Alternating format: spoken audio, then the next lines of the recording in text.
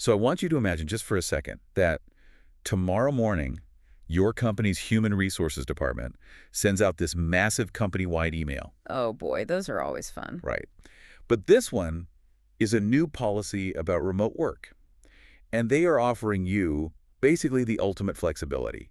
You can work from anywhere in the world forever. Which sounds like a dream for a lot of people. Exactly. I Yeah. mean, no more commutes, no more awful fluorescent office lights, no more pretending to look busy at your desk at like 4:45 p.m. We've all been there. But there is a catch.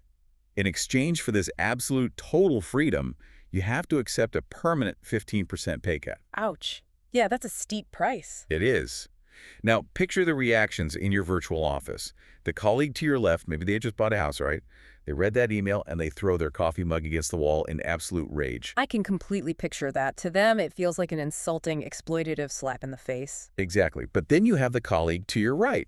They read the exact same email and they practically burst into tears of joy. Right. They probably signed the new contract in 30 seconds. Yeah.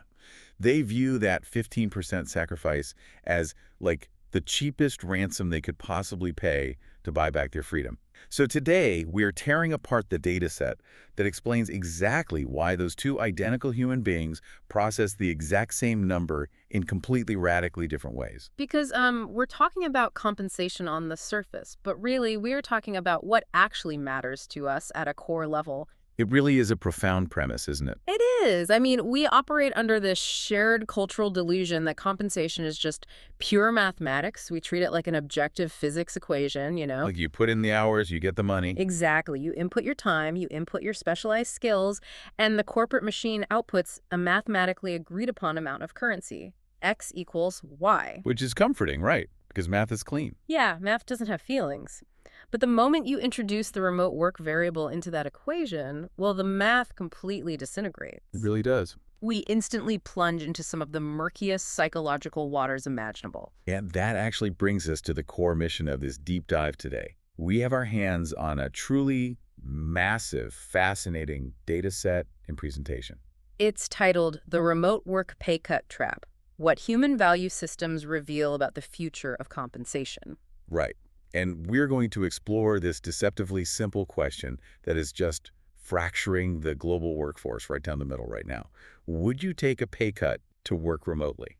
And if you are listening to this right now, I really want you to genuinely ask yourself that question. Yeah, what if your number? Is it 5%? 10? 0? Because as we unpack this today, you might discover that your answer has very little to do with your bank account. Oh, absolutely. And everything to do with your psychological operating system. It sounds like a straightforward logistical question, right? Just a simple calculation of what you save on gas and dry cleaning versus what you lose in gross income. But it's not that simple. Not at all. As the researchers behind this presentation discovered, that question is basically a psychological tripwire. It doesn't measure your budget, it measures your worldview. And the visual representation they used to introduce this in the source material is absolutely perfect. If you look at the presentation deck, slide 1 shows an illustration. It is a very stark, high-contrast image, isn't it? Yeah, it's a glass prism sitting in a dark room. And a single solid beam of stark white light is hitting the side of the prism. But as that single beam passes through the dense glass, it fractures. Right, it splits and explodes outward into a vibrant, expanding spectrum of 7 distinct colors: purple, red, blue, orange, green, yellow, and turquoise. It is an incredibly powerful metaphor for the phenomenon we are exploring. I mean, think of that single solid beam of white light entering the prism as a singular, standardized human resources policy. Specifically, the policy of offering or mandating a pay cut in exchange for remote work privileges. Exactly. It's one rule written in one corporate document. So the single policy hits the workforce, which is the prism in this metaphor. And then what happens? Then it hits the messy reality of human consciousness. Those 7 colors emerging from that prism represent the radically different ways human minds perceive, process, filter, and ultimately react to that exact same policy. So what leadership thinks is just a single uniform rule is instantly fractured. Completely fractured into entirely different lived realities, all depending on the psychological makeup of the employee receiving it. And I really want to emphasize the scale of what we are talking about here. Oh, yeah. Let's lay out the scale. So you, the listener, understand the gravity of this data. Because this isn't just an anecdotal theory based on a few casual interviews. No, the sources pull from 1,200 and 206 respondents, And this is vital. They're spread across 82 different countries. encompassing 18 different languages, too. That's massive. We are not just looking at a tiny bubble of Silicon Valley tech workers or, a single Midwestern manufacturing plant. Right. This is a genuinely global snapshot of human consciousness interacting with the concept of modern labor. And that geographic and cultural diversity is what makes the findings so undeniably robust. It completely shatters the illusion that workers, as a monolithic category, all think alike or want the exact same things. It sets the stage for the core conflict perfectly. Moving along, slide 2 shows an illustration. And this visual captures the fundamental tension we all feel. Yeah, we see a large classic balancing scale, the kind you associate with justice or old markets. On the left side of the scale, resting on the weighing pan, is an illustration of birds sitting inside an open cage. The door is swung wide open. Right. And this side is labeled remote flexibility. Then on the right side of the scale, acting as the counterbalance, are several heavy-looking canvas bags stamped with various currency symbols. Dollars, euros, yen, pounds, all of that. And this side is labeled salary reductions. The balancing scale is humanity's oldest symbol of a trade-off. It forces the question, what are you willing to surrender to gain something else? But the global data reveals what the presentation refers to as the universal policy paradox. Which is fascinating. Let me stop you there, actually, because this paradox is what drew me into this research in the first place. When I first looked at the data, I actually thought there was a typo. Oh, really? Yeah. The data set basically divides the global workforce into two polarized camps. You have Group A. They look at this balancing scale, and they view a 15% pay cut as a path to total liberation. And let's be honest, 15% is a massive, lifestyle-altering chunk of your livelihood. Totally. But they see giving up that money as a joyful reclamation of their autonomy. But then you look at Group B. Right. They look at the exact same balancing scale, the exact same offer of escaping the office commute, and they view even a tiny, barely noticeable 5% pay cut as an insulting, deeply offensive exploitation of their labor. It's completely wild. Okay, my immediate instinct here, and I'm guessing this is what anyone listening is thinking right now, is that this is purely about privilege. Like class dynamics. Exactly. Obviously, Group A is just rich, right? If you make $500,000 a year, a 15% cut hurts, but you aren't going to starve. Sure, that makes intuitive sense. And Group B must be the people living paycheck to paycheck, where a 5% cut means they literally can't pay rent. I mean, that has to be the explanation, doesn't it? It is the most natural assumption to make, definitely, but it is completely, fundamentally incorrect, according to the data. Wow. Wait, really? Yeah, that is the vital takeaway from this initial setup. This massive divergence in reactions, the fact that one person feels liberated while another feels violently exploited, is absolutely not about financial privilege. So it's not a simple calculation of affordability or socioeconomic status. Nope. The researchers actually controlled for income brackets. The friction is actually about what different human operating systems consider to be more valuable than money itself. More valuable than money. That is a very heavy, almost uncomfortable concept to grapple with. Especially in a society that uses currency as the ultimate universal measuring stick for value. Right. If you ask the average person what they value more than money, they'll always say family or health. But their daily actions often tell a completely different story. Exactly. It forces us to look completely beneath the surface of the transaction. So if it's not about the math, and it's not about how much buffer is in someone's checking account, Yeah. what is the invisible machinery driving this? What drives a person to aggressively reject a small pay cut or willingly embrace a massive one? To solve this universal policy paradox, to figure out why that white light fractures into those specific 7 colors, we really need a map. A map of human consciousness. Exactly. We need a diagnostic tool to chart it all out. Which brings us to the hidden framework that this entire study is actually built upon. Slide 3 shows an illustration. And this is our map. Yeah, it depicts a horizontal timeline or a sort of a spectrum moving from left to right across the page. Along this line, there are 7 distinct colored nodes. And if you were following along mentally, these map directly to the 7 colors we saw exploding out of the prism in that first slide. Right. And from left to right, each of these nodes is labeled with a color and a core psychological theme. So first on the left is the purple node, labeled kinship and belonging. Next is the red node, labeled power and autonomy. Then the blue node, duty and order. Followed by the orange node, merit and output. Then green, well-being and community. Next is yellow, systems optimization. And finally, on the far right edge, the turquoise node labeled holistic alignment. The sources introduce this framework under the name spiral dynamics. Now, before we get into the weeds of the remote work data, let's establish what this actually is, because spiral dynamics isn't just some personality test like Myers-Briggs. No, not at all. It's a sociological and evolutionary psychology theory that maps out how human value systems and organizational consciousness evolve. Okay, so think of spiral dynamics as a way to map the evolution of human worldviews. The theory suggests that human beings, and by extension, the teams, companies, and societies we build, all evolve through different stages of psychological development to adapt to their environments. So each of these colored nodes represents a specific paradigm. Right, it's a distinct lens through which a person views reality.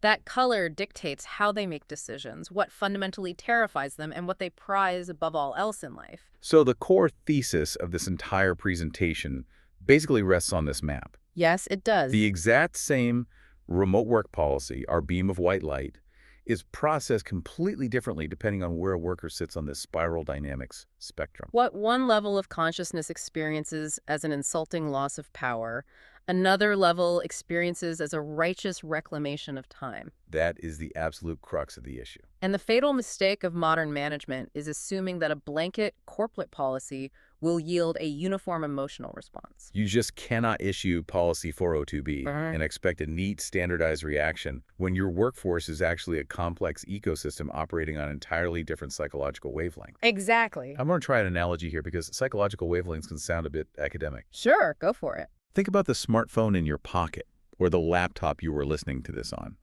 It's like a company's HR department is trying to download the exact same software update, let's call it Remote Work 1.0, into 7 completely different operating systems. Well, I like this. You are inevitably going to get 7 entirely different results. In one operating system, the update installs smoothly and optimizes the battery life. In another, the code conflicts and causes a total system crash. And in a third, it triggers a massive security alert and the firewall just rejects it. Exactly. It's the exact same piece of code, Right. but the environment receiving it entirely dictates the outcome. You're going to get 7 different glitches or features. That is a brilliant translation of the concept. And HR policy is, at its core, just a piece of cultural code. It is an instruction set. Yeah. And if you drop Paycut 1.0 into the red operating system, you get a catastrophic system failure. But if you drop it into the turquoise operating system, you get a profound system upgrade. So let's start booting up these different operating systems and see what happens when the code drops. Sounds good. We are going to look first at what the data classifies as the refusers. These are the value systems that aggressively and unequivocally reject the idea of taking a pay cut for remote work. And we are starting with the color red. Right.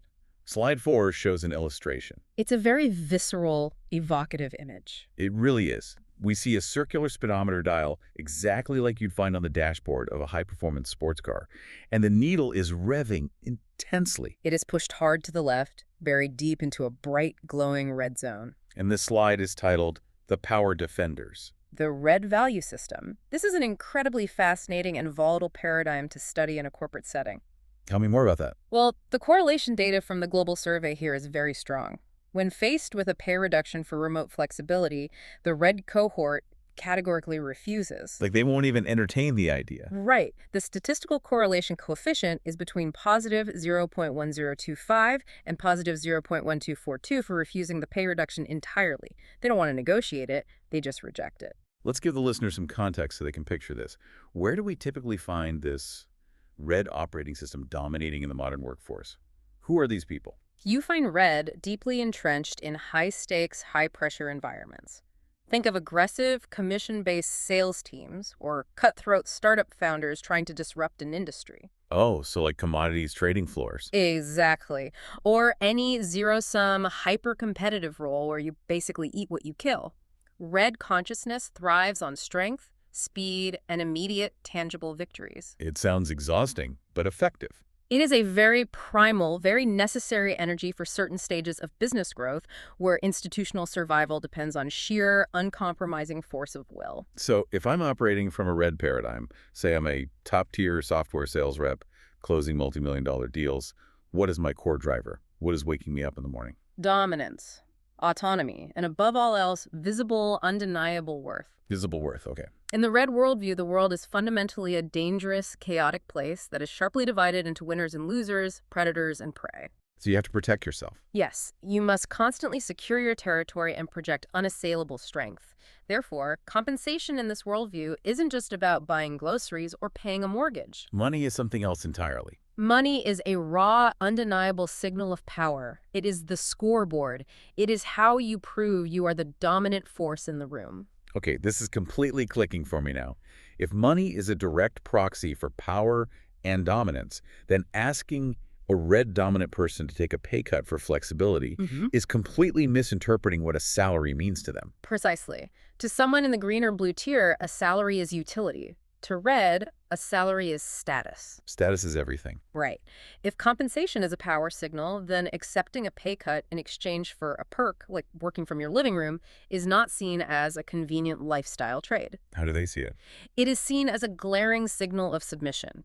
It implies that you are willing to surrender your territory, your numerical dominance, your place on the leaderboard, just for physical comfort. And I'm guessing the red value system absolutely despises submission. They despise it more than anything. There is this great translation moment on the slide that really crystallizes how badly this miscommunication plays out in real life. It shows what HR says versus what the red employee actually hears. This is one of my favorite parts of the data.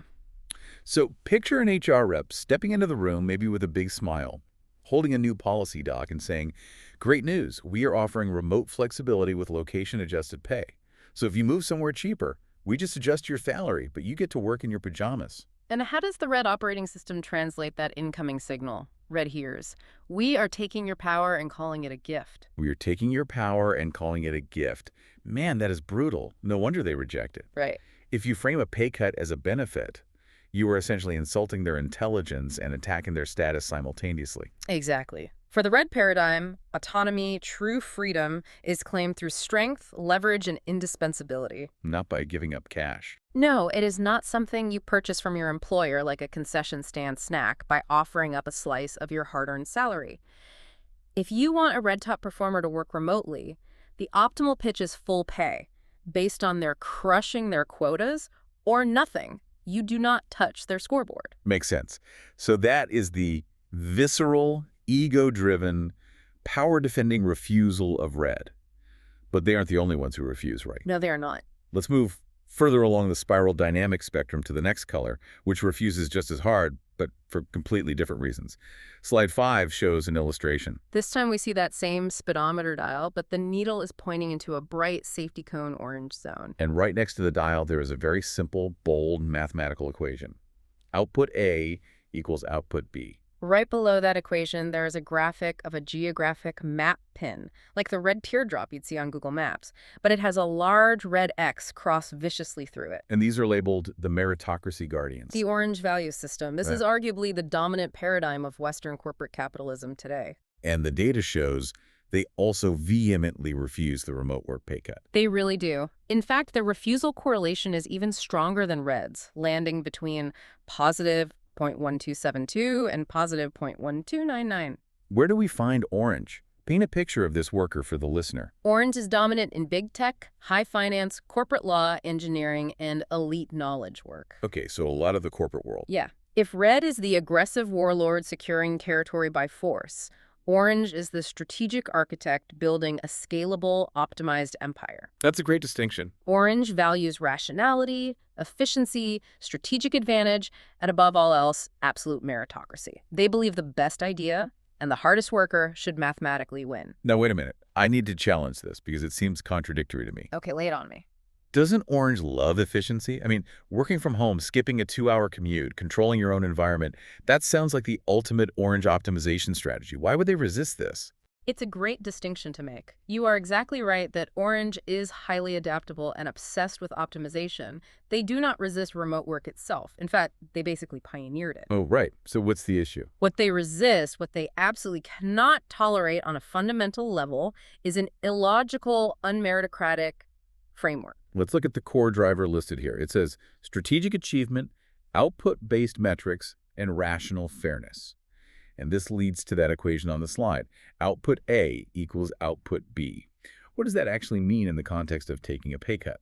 To the orange mindset, a corporation is a complex machine designed to generate measurable results. You, the employee, are compensated for the exact value you create, the output you generate for that machine. Okay. If the output you produce while sitting in a spare bedroom in Ohio exactly matches the output you produce while sitting in a gleaming corporate tower in Manhattan, if output A equals output B, then cutting your pay violates the single most sacred rule of their entire worldview. Which is the rule of meritocracy.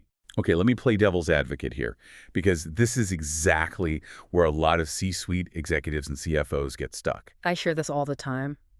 Purely from a business expense standpoint, Mm-hmm. isn't it logical for a company to pay someone less if they willingly move to a cheaper city? Wow. Like if an employee moves from San Francisco to Boise, their cost of living drops drastically. Shouldn't their compensation reflect the local market rate of Boise? Isn't that just basic rational economics? It is basic economics only if you view the employee as a replaceable commodity whose price is dictated by local logistics, like the cost of shipping freight. Ah, But let's dismantle that argument using the Orange value system's own internal logic. Orange cares strictly about the value of the work produced. They care about the elegance of the code written, the scale of the deals closed, the brilliance of the strategies designed. they could care about the output. Right. They do not care about the overhead of the worker's personal lifestyle. Because what does an employee's rent or grocery bill have to do with the company's profit margins? Exactly. To an orange dominant thinker, paying by zip code instead of paying by output is a complete corruption of the capitalist system. It's totally irrational to them. Imagine Sarah, a senior developer. If Sarah writes an algorithm that saves the company $10 million a year, why does the company care if she wrote it in a $5,000 a month apartment in Brooklyn or a $500 a month cabin in Montana? It's the same algorithm. The value delivered to the company is identical. Therefore, the compensation must be identical. That makes total sense. Hmm. It highlights that translation disconnect again, just like we saw with Red. So HR comes in and says, look, we benchmark salaries against local cost of living indices to maintain parity and fairness across the organization. And HR thinks they are being incredibly rational and fair when they say that. But the Orange operating system hears, Yeah. we use arbitrary geographic discrimination to corrupt performance-based compensation. Yep.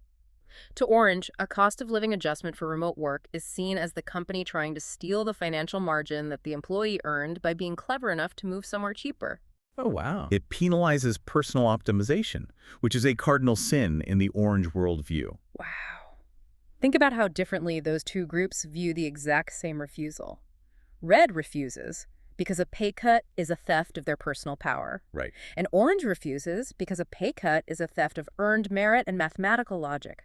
Those are two very intense, highly individualistic reasons to reject the policy. Very individualistic. But the spiral dynamics map doesn't stop at individualism. What happens when we shift our focus away from the I and look at cultures driven by the we? You mean cultures driven by collective duty and systemic rules? Exactly. This is where the data set gets incredibly nuanced and geographically fascinating. We move out of the hyper-individualistic paradigms and into the realm of what the researchers call the contextuals and the preservers. Let's pull up the next piece of data to see what that looks like on a global scale. Slide 6 shows an illustration. It is a stark black and white outline map of Europe. On this map, there are 3 specific deep blue circular markers highlighting 3 distinct countries: France, the Netherlands, and Germany. And the slide titles this group the institutional contextuals, representing the blue value system. So the blue value system represents a massive leap in human consciousness from the impulsivity of red, right? Definitely. If red is the rule-breaking warlord doing whatever it takes to win, blue is the establishment of civilization. Like rules and laws. Yes. It is law, order, structure, and a belief in absolute truth. The blue paradigm believes there is a right way to do things governed by a higher authority. And that authority could be anything. Exactly, whether that is a religion, a national constitution, or just a deeply entrenched historical institutional culture. The core driver for blue is listed here as duty, procedural integrity, and systemic rules. Action depends on what the institution considers righteous. Correct. So how does a blue-dominant culture process an HR policy about a remote work pay cut? Do they refuse it like red and orange? Well, unlike red or orange, blue does not have a blanket universal reaction. Blue is highly contextual. Oh, interesting. Their acceptance or refusal entirely depends on the specific rules, history, and cultural agreements of their specific institution or nation. The geographical data from Europe perfectly illustrates this nuance. Let's look at France first then. The data shows France has a correlation of positive 0.3410 for accepting a 5% pay cut. Why would a duty-driven culture willingly take a pay cut? What is their righteous reason?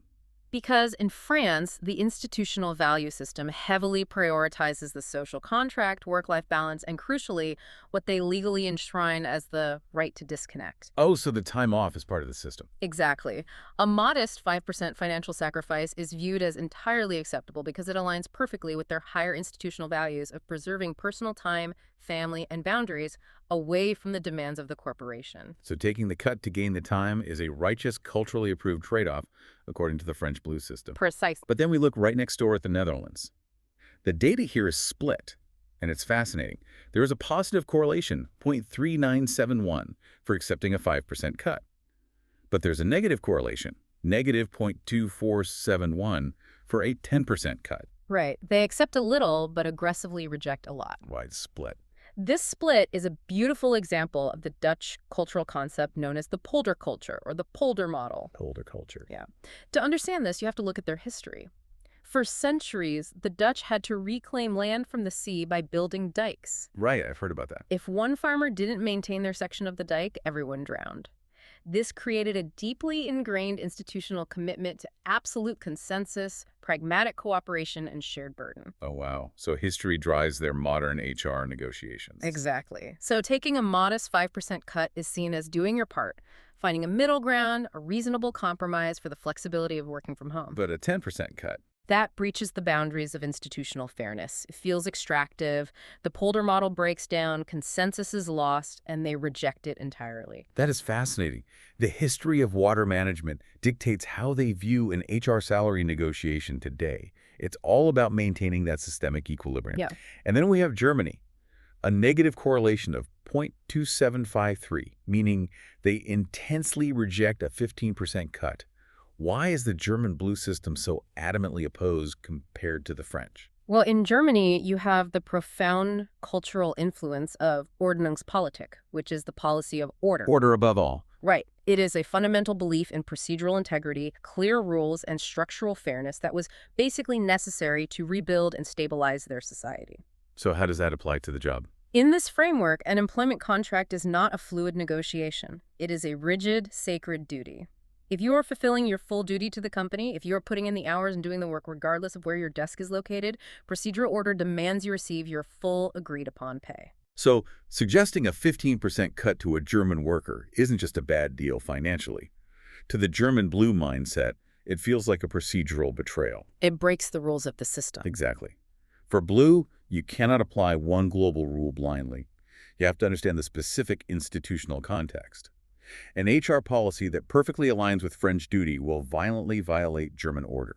It really emphasizes how local culture completely dictates the processing of these policies. It really does. But let's go even deeper into the collective mindset, further back in our evolutionary psychology. Slide 7 shows an illustration. We see the speedometer dial again, this time pointing into a deep, rich purple zone. And below the dial is a graphic comparing two concepts. On the left, there are concentric circles. The word individual is in the center, surrounded by a larger, protective, warmly colored circle labeled tribe kinship unit. And on the right, completely separate and isolated from those circles, is a stark, rigid gray square labeled the office. These are the kinship preservers. We are looking at the purple value system now. In the spiral dynamics model, purple is the foundational tribal level of consciousness. Tribal, like literally. Yes. It is driven by safety, tradition, ancestral lawns, mysticism, and the deeply ingrained evolutionary need to belong to a close-knit group for literal survival. Okay, and the data shows purple accepts a 5% pay reduction with a positive correlation of 0.0952. But the reason they accept it is entirely different from the French or the Dutch. Very different. Because the context notes here are incredible. It says, for purple, commuting is not logistical annoyance. It is daily ritual exile from the protective tribal unit. Ritual exile. Ritual exile. You have to just stop and marvel at that phrase, Yeah. commuting as exile. It sounds overly dramatic to a modern, hyper-individualized ear. We think of a commute as just sitting in traffic listening to a podcast. Just a normal part of the day. But we have to remember our evolutionary psychology here. For hundreds of thousands of years of human history, to be separated from your kinship group, your multi-generational family, your village, your fire, was to be placed in extreme mortal danger. Oh, wow. I never thought about it like that. The purple value system still operates on these deep, ancient tribal currents. So let's put this in the context of the listener. Think about your morning commute. The alarm goes off, you leave your sleeping family, you get in the middle box, and you drive an hour away. To a purple dominant worker, perhaps someone living in a rural context with deep, multi-generational caregiving responsibilities, like taking care of an aging parent or raising children, that commute is not just boring traffic. What is it to them? It is a low-grade, constant psychological trauma. It is the stress of being torn away from the safety of the tribe. And that isolated gray square of the office is emotionally cold and dangerous compared to the warm concentric circles of the kinship unit. That is exactly the dynamic. So what is the insight here regarding compensation? Well, purple doesn't reject money, do they? No, not at all. Money is highly useful for providing for the tribe. But purple aggressively rejects physical dislocation. Ah, I see. They will gladly trade a modest amount of income, that 5%, if it means they can maintain the continuity of belonging. They are not buying flexibility. They are purchasing the right to stay within the protective circle. They are paying a toll to avoid the exile. Exactly. The translation moment for purple is profound here. HR sends the email and says, "We are offering the modern convenience of working from home." It's framed as a sleek, contemporary perk. But the purple employee reads it and hears, "We will allow you to fulfill your sacred kinship duties without banishing you from the village." HR is offering convenience. Purple is receiving sanctuary. It is a complete misalignment of intent, even though the practical outcome, which is accepting the remote policy, is mutually beneficial. So purple accepts a small cut to stay close to family, to avoid that ritual exile. But the data pushes further. Now we move into the groups that willingly surrender massive amounts of their income. We are moving to the final three colors on the spectrum. Right, the ones who accept the most significant financial hits. Let's look at slide 8. Slide 8 shows an illustration. We see the dial turn to a vibrant, earthy green. And below it is another balancing scale. But this time, the dynamics have totally shifted. On the left side, a symbol for money, a dollar sign, is pointing downward, indicating a drop in value. On the right side, rising upwards in value, is a composite symbol blending a human brain, a heart, and a leaf. These are the well-being seekers. The green value system. This paradigm typically emerges historically and individually as a direct reaction against the cold, hyper-competitive metrics of orange and the rigid, unfeeling, hierarchical structures of blue. So they're kind of rebelling against the old system. Yes, green values egalitarianism, feelings, deep human connection, environmental sustainability, and holistic well-being over material accumulation. The context notes point out that we often find green dominant in nonprofits, healthcare, education, and post-hierarchical startup cultures. And the data here is striking. Green willingly accepts a 10% pay reduction with a correlation of positive 0.0807. 10% is a lot of money. Why are they giving up a tenth of their salary so easily? Because the green paradigm views the workplace fundamentally differently. They do not see it primarily as an economic engine for wealth creation, but as a social contract. A social contract. Yeah, the core driver is human-centric integration. They desperately want their work to align with their internal values, and they want their lives to feel balanced, not frantic. They are highly attuned to their ecological footprint and their own psychological burnout. So the translation here is quite literal. HR says you can take a 10% pay cut for a better work-life balance. And green hears, I can trade surplus capital for psychological safety and environmental impact. Like less commuting means fewer carbon emissions. Working from home means more time to volunteer in the community and less stress from corporate microaggressions. Yes, exactly. They view surplus money as demonstrably less valuable than inner peace and community connection. However, if you look closely at the slide, there is a crucial warning symbol for a reason. This is where organizations can do deep, sometimes unintentional, but catastrophic psychological damage to their employees. We really need to talk about that warning. Let's expand heavily on it because this feels like the biggest trap in the modern remote work era. The slide explicitly states, high risk of self-exploitation if organizations gladly accept the pay cuts but fail to provide genuine, reciprocal well-being support. What does this look like in practice? The danger is the culture crash. Picture an orange-dominant corporate leadership team. They look at their green-leaning workforce and say, fantastic, these people are willing to work for 10% less just to stay home. Let's implement the policy to save millions on payroll. Great for the bottom line. But the company doesn't actually change its underlying expectations. They still demand orange-level, frantic 60-hour-a-week output. They still expect emails to be answered at 10 p.m. They're just demanding it from the employee's living room instead of a cubicle. So the company gleefully takes the financial savings, but entirely denies the psychological safety that the green worker thought they were purchasing with that pay cut. Exactly. Green workers are highly susceptible to what we call self-exploitation because they prioritize the mission, the team, and their community over their own hard boundaries. They just keep giving. If the company takes the money but doesn't actually support true flexibility, if the workload remains crushing, the green worker is left financially poor and just as burned out. Which is a terrible outcome. It leads to massive toxic resentment and the eventual total collapse of the social contract between employer and employee. It's a dangerous, extractive trap. That is a stark warning for any leadership team listening. You cannot just take the financial discount without honoring the emotional trade-off. You really can't. Now let's move to the next paradigm, which takes a much more clinical, almost neuroscientific approach to this trade-off. Slide 9 shows an illustration. The dial is a bright intellectual yellow. Below it is a flowchart, or like a Venn diagram of sorts. You have 3 circles: income, commute elimination, and reduced burnout. Arrows from all 3 of these circles point downward and feed directly into one large, glowing central goal labeled deep work. These are the system optimizers. The yellow value system. This represents a massive shift in the spiral dynamics model. Yellow represents the beginning of what the theory calls Tier 2 thinking. Tier 2. Yeah, all the previous colors, red, blue, orange, green, are Tier 1, meaning they often think their worldview is the only correct one. But yellow is different. Yellow's different. Yellow is not driven by fear or power or institutional duty or even emotional connection. Yellow is driven by complex problem-solving, cognitive capacity, and holistic systemic understanding. They can see the whole board. The context notes say yellow is dominant among research scientists, senior systems developers, and high-level strategists. And they accept the pay reduction with a correlation of positive 0.0723.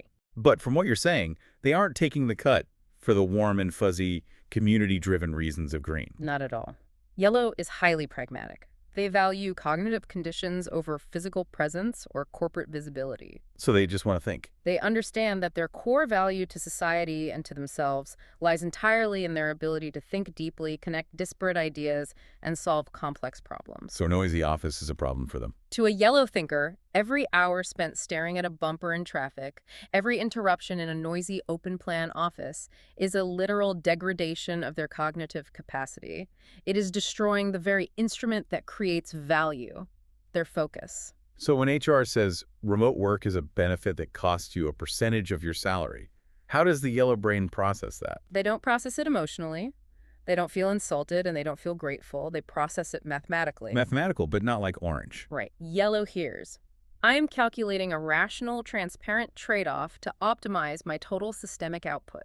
It is a cold, calculated return on investment calculation for their brain. If I'm understanding this, they're essentially buying back their flow state. Exactly. Like if a 5% or 10% pay cut buys them 3 extra hours a day of uninterrupted, high cognitive, deep work, they take that deal every time. Because they know that with those 3 hours, they will eventually outproduce their peers. They might create more intrinsic value, perhaps build a side business, learn a new complex skill, or just maintain long-term mental sharpness. They are looking at the entire system of their life, not just the immediate short-term paycheck.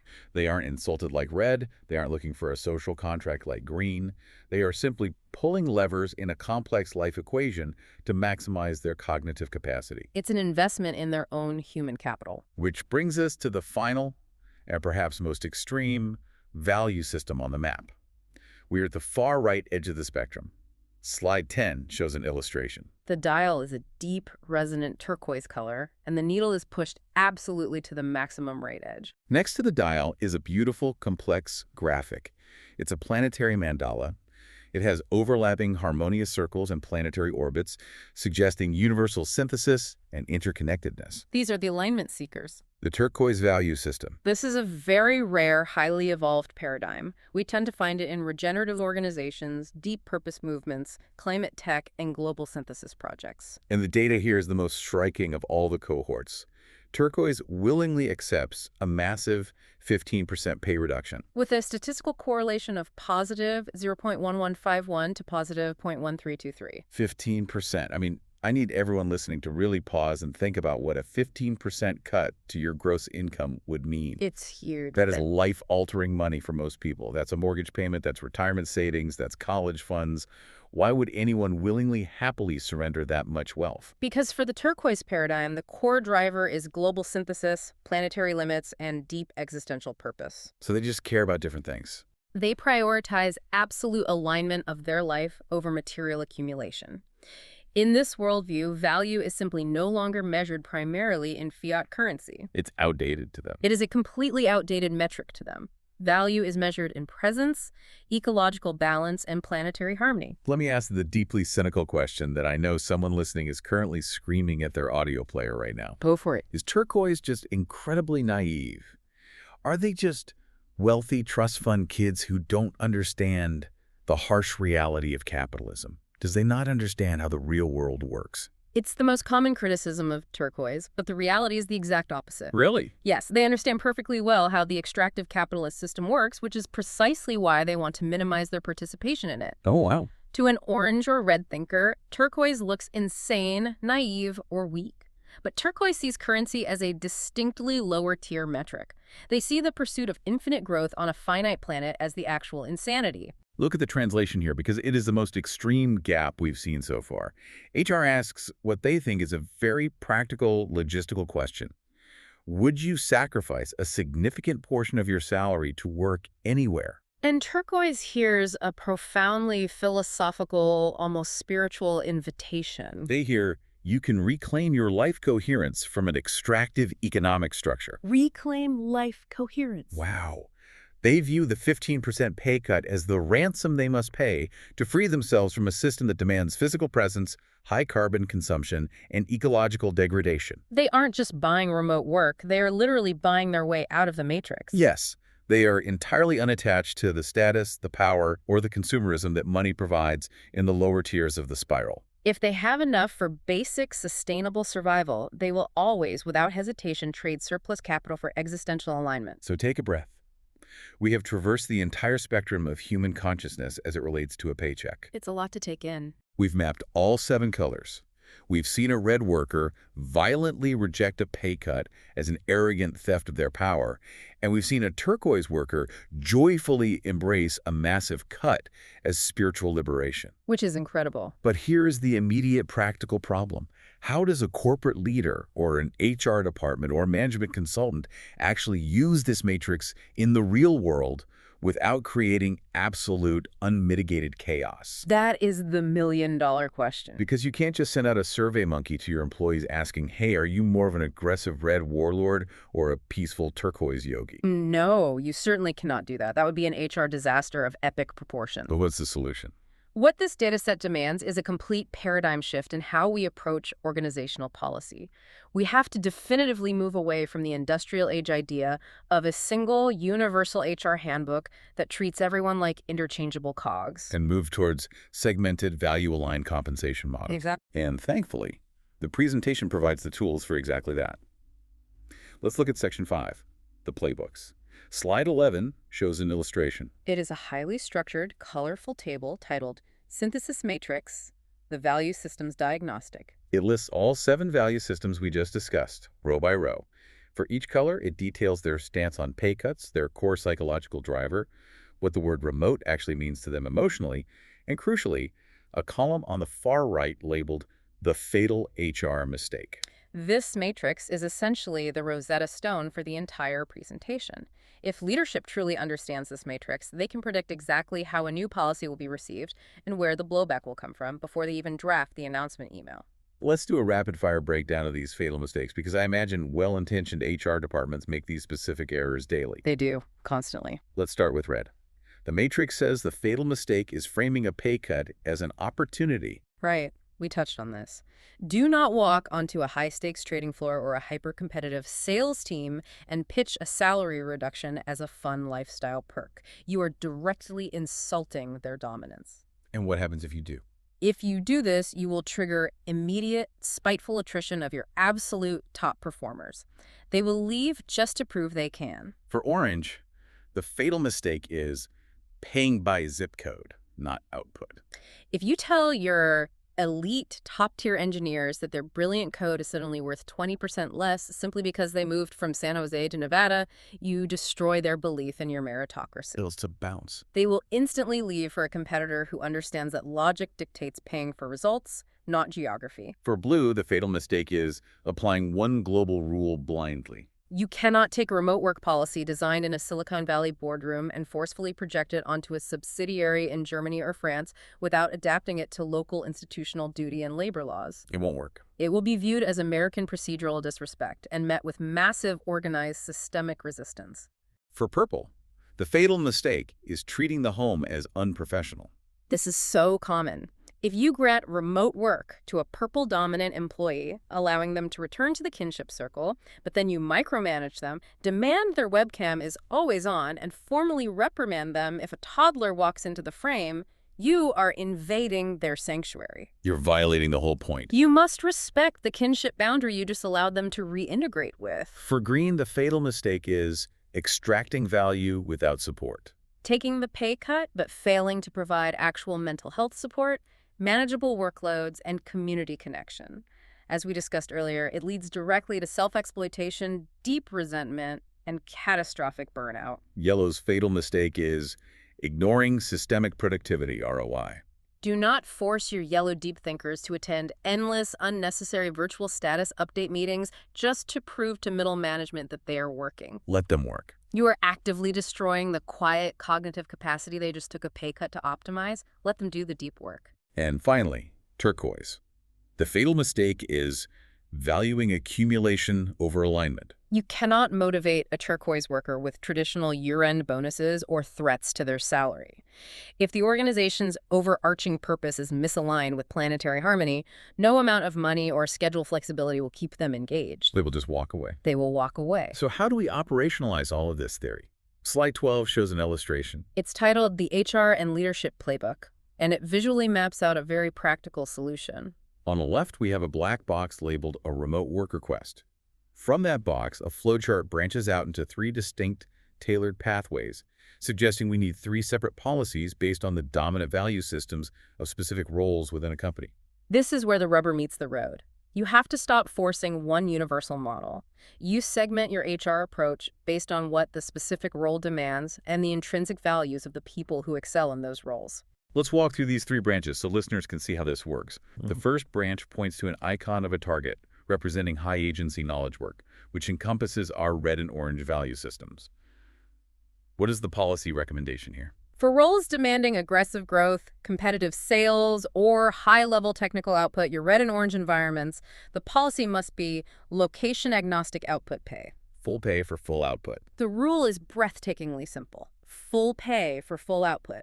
You do not apply a flexibility tax. You pay for the value created, regardless of where on earth it is created. This is how you retain your aggressive top performers and your elite rational talent. The second branch points to an icon of a globe with a leaf, representing purpose-driven creative work encompassing green, yellow, and turquoise. What's the play for these groups? The policy here is voluntary flexibility with trade-offs. These groups are intrinsically willing to negotiate money for time or alignment. So they choose the trade. The rule is to allow voluntary salary trades for time, balance, or deep work capacity, But the organization must mandate rigorous well-being support to prevent that green burnout and must respect the deep work boundaries yellow desperately requires. And the third branch points to an icon of a classical building with pillars representing institutional duty-based environments, which covers blue and purple. For these groups, the policy is culturally aligned frameworks. You do not impose a top-down global rule. You align pay structures with local historical cultural norms. Like we saw in Europe. In Germany, that means strict adherence to procedural fairness. In rural or traditional contexts, it means policies that respect kinship duties and reintegration. It is brilliant in its segmentation, but I see a massive hurdle. What's that? How do you sell this internally? If I'm a consultant or an HR director trying to pitch this nuanced approach to a stubborn old-school CEO, how do I speak their language? Yeah. Slide 13 shows an illustration. It's called the Consultant's Pitch Guide. It's a very clear comparative table. There is a column with a red X for don't pitch and a column with a green check mark for do pitch. This slide is entirely about the art of translation. You have to pitch the strategy using the value system of the person you are trying to convince, not your own. Let's look at some examples. It says, if you are pitching to an orange tech or finance CEO, under the red X it says, do not pitch optimize overhead costs by paying remote workers less. Why not? Wouldn't any CEO want to save money? An orange CEO might be briefly tempted by short-term cost savings, but if you pitch it as just a way to cheap out on labor, it sounds like you are degrading the quality of their magnificent machine. Oh, that makes sense. The green checkmark column provides the right translation. You tell that orange CEO, we need to defend meritocracy and attract elite global talent with location-agnostic compensation. That sounds much better. You pitch it as a strategy to build a stronger, more rational, more ruthless competitive system. That is what Orange wants to hear. What about pitching to a red sales organization leader? The red X says don't pitch modest pay adjustments for lifestyle flexibility. Never, ever use the words lifestyle flexibility with a red CEO. It sounds incredibly weak to them. It sounds like you are encouraging their killer sales team to take afternoon naps. So what's the green check mark say? You pitch full pay, remote autonomy to retain uncompromising top performers. You frame remote work not as a perk, but as a weapon. You use it to keep the absolute best killers on your team and poach them from your rivals. And for a green, purpose-driven nonprofit board, you obviously don't pitch remote work as a financial cost-saving measure. No, if you tell a green leader you want to cut pay just to save budget, it sounds extractive and cruel. You pitch holistic work-life integration programs backed by genuine organizational support. You frame the policy as fulfilling the ultimate social contract with your people. It really is a masterclass in psychological communication. But before you, the listener, go running into your office tomorrow, diagnosing your boss as an orange architect and your HR department as a rigid blue institution, we need to talk about the guardrails of this data. Yes, very important. Because this is not a personality test you take in a magazine to find out what kind of sandwich you are. No, it is not, and it is critically important to respect the limitations of this framework. We are mapping fluid psychological states, not fixed genetic traits. Slide 14 shows an illustration. It visually lays out these exact limitations. We see 3 barrier icons resembling sturdy wooden fences separating 3 key points. The slide is titled Guardrails. What this data does not say. Let's break down the first fence. It says 1. Security is a prerequisite. What does that mean in practice? This is critical, and it connects back to basic Maslow's hierarchy of needs. The data shows that green, yellow, and turquoise willingly accept pay cuts. But that acceptance absolutely assumes that their basic material survival is already met. Oh, so if things get bad. If inflation skyrockets or a spouse loses a job or a medical emergency happens and basic survival is suddenly threatened, those value systems will shift immediately. They downgrade. A turquoise alignment seeker meditating on planetary harmony will rapidly drop down to red or orange survival tactics if they suddenly can't feed their family. High-level values are a luxury of a secure environment. That makes total sense, and it leads perfectly to the second fence. 2. Values are fluid, not fixed. Right. These are not permanent, tattooed personality types. You are not born red and die red. people evolve. So someone could move from red to green. Yes, a hyper-competitive red top performer who secures a massive financial windfall and achieves absolute security might evolve over a few years into a green well-being seeker who wants to give back and integrate their life. The operating system can upgrade or downgrade depending on the pressures of life circumstances. And the third fence is perhaps the most important for leaders and individuals alike to hear.